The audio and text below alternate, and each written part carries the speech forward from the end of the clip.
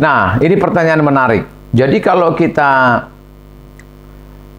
kembali kepada Alkitab, maka kita juga bisa membedakan antara ajaran-ajaran Bapak Gereja yang bermasalah dengan ajaran-ajaran Bapak Gereja yang lurus. Faktanya, rekan-rekan, tidak semua Bapak Gereja itu mengajarkan ajaran yang selaras dengan Alkitab. Seperti tadi ya, Arius itu adalah Bapak Gereja juga. Bahkan dia salah satu pemimpin di gereja, Arius. Nestorius juga demikian. Ini semua Bapak-Bapak Gereja juga. Eutychus juga demikian. Nah, pengajar-pengajar sesat itu, Pak, itu juga datang atau lahir dari gereja. Sarjana-sarjana liberal itu bukan datang dari luar gereja, tapi dari dalam gereja. Nah, sekarang pertanyaannya, apakah kita mengikuti gagasan-gagasan tertentu dari seseorang? Saya katakan, bisa iya kalau itu serasi dengan Alkitab, bisa tidak kalau itu tidak serasi dengan Alkitab. Nah, dalam beberapa aspek misalnya, Tertullianus bisa juga dia dalam beberapa aspek tertentu atau dalam topik-topik tertentu kita tidak harus sepakat dengan dia. Begitu loh. Atau misalnya kebanyakan orang menolak Origenes karena dia mengajarkan sesuatu yang berbeda dengan Tertullianus misalnya. Tapi tidak semua doktrin atau pengajaran Origenes itu bermasalah, begitu. Nah, jadi maka penting sekali menjadikan Alkitab sebagai dasar pijakan utama. Sehingga kalau kita mengutip Bapak Gereja atau setuju dengan sebuah gagasan Bapak Gereja, bukan berarti kita bergantung kepada Bapak Gereja itu. Benar tak? Kita bergantung kepada Alkitab. Tetapi karena ajaran Bapak Gereja itu serasi dengan Alkitab, maka kita bisa mengutip ajaran Bapak Gereja itu, menyetujui ajaran Bapak Gereja itu, atau mengikuti Bapak Gereja itu. Apakah semua Bapak Gereja benar? Tidak juga, karena mereka juga adalah manusia biasa. Tapi paling tidak, dengan mengutip tulisan Bapak Gereja, kita bisa menjadi mengetahui lebih luas dan lebih dalam tentang kisah-kisah dalam Alkitab. Contoh, Pak, kalau misalnya nanti ditanya 70 murid yang disebut dalam Lukas pasal 10 itu siapa saja namanya? Kalau kita langsung membaca Alkitab, kita tidak akan tahu. Tapi kalau kita membaca dokumen Bapak Gereja, kita bisa tahu.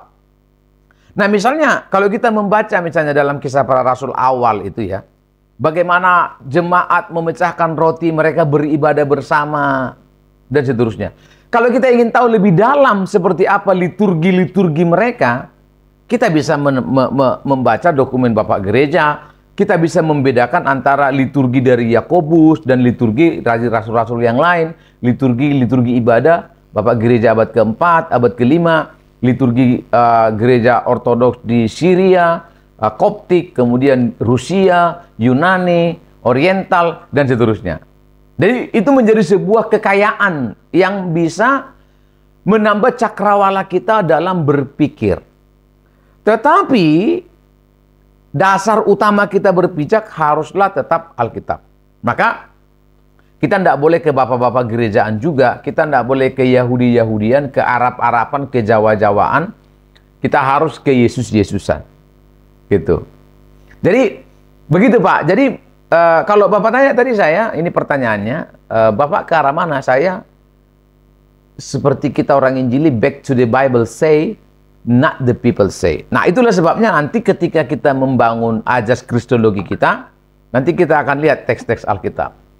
Jadi saya paham, memang, waduh, ini dosen kita tidak mengajak kita melihat Alkitab, ini gimana ya, mau dibawa kemana kelas ini? Nah, ini kan pendahuluan aja.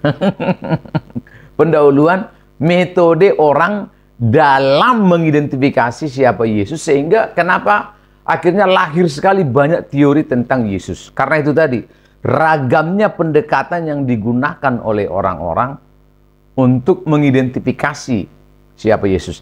Dan kalau teman-teman tadi membaca bahwa tidak mudah untuk mengenal siapa Yesus. Bahkan murid-murid sendiri, mereka kewalahan, mereka kesulitan untuk mengenal Yesus itu secara lebih dalam. Gitu. Maka ini penting rekan-rekan. Penafsiran kita harus tunduk kepada Alkitab. Penafsiran kita harus tunduk kepada Alkitab. Gitu. Nah, lalu Pak, bagaimana? Kenapa ada berbagai dogma? Nah, ini dia yang menarik. Ada namanya doktrin, ada namanya dogma. Gitu ya. Dogma ini biasanya lebih erat kaitannya dengan ADRT sebuah sinode atau ADRT sebuah kelompok atau golongan gitu. Itu dogma, Pak. Misalnya apa? Yang mana yang Alkitabiah? Penatua kah? Pendeta kah? Evangelis kah? Pendeta muda kah? Macam-macam kan? Nah, macam-macam. Nah, itu sudah kepada dogma.